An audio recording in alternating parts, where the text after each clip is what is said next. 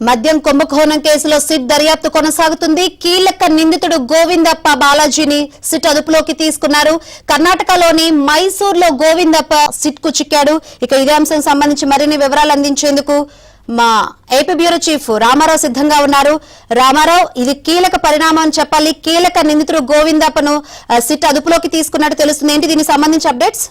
మద్యం కుంభకోణం కేసులో కీలక నిందితుడు గోవిందప్ప బాలాజీని కొద్దిసేపటి క్రితం కర్ణాటకలోని మైసూర్లో పోలీసులు చిట్టు బృందం అదుపులోకి తీసుకుంది. అక్కడ అటవీ ప్రాంతంలో ఉండే ఒక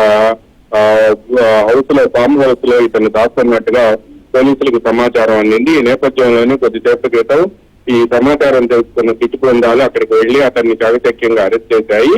అయితే ఇతన్ని మైసూరు తీసుకొచ్చి మైసూరు కోర్టులో ట్రాన్సిట్ వారెంట్ తీసుకున్న తర్వాత అక్కడి నుంచి విజయవాడకు తరలించే అవకాశం ఉంది. గోవిందప్ప బాలాజీ భారతీయ సిమెంట్స్ డైరెక్టర్ గా కూడా వ్యవహరిస్తూ ఉన్నారు. ఈ కేసులో A31 గా మాజీ సీఎం జగన్ కి అప్పుడు సెక్రటరీగా ఉన్న ధనంజయ రెడ్డి, అదేవిధంగా పిఏగా ఉన్న కృష్ణమోహన్ రెడ్డి, A33 గా గోవిందప్ప బాలాజీ ఉన్నారు. వీళ్ళ ముగ్గురు కోసం కూడా చిట్టు బృందాలు దాదాపుగా 15 రోజుల నుంచి ప్రయత్నం చేస్తున్నాయి. సజ్జల శ్రీధర్ రెడ్డి ఇచ్చిన కన్ఫెషన్ స్టేట్మెంట్ లో వీళ్ళ ముగ్గురు పేర్లు కూడా ఫిగర్ అయ్యాయి. దీంతో వీళ్ళ ముగ్గురుపై అప్పటికప్పుడే పోలీసులు LOC కూడా నెలన్నర క్రితం ఇష్యూ చేశారు.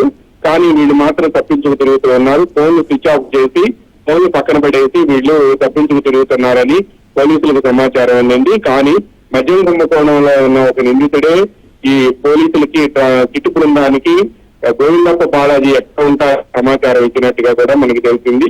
దీంతో బాలాజీ కర్ణాటక సమీపంలోని మైసూర్లో ఉండే ఫారెస్ట్ ఏరియాలో ఉండే ఒక హౌస్ లో ఉన్నారు అని తేలింది.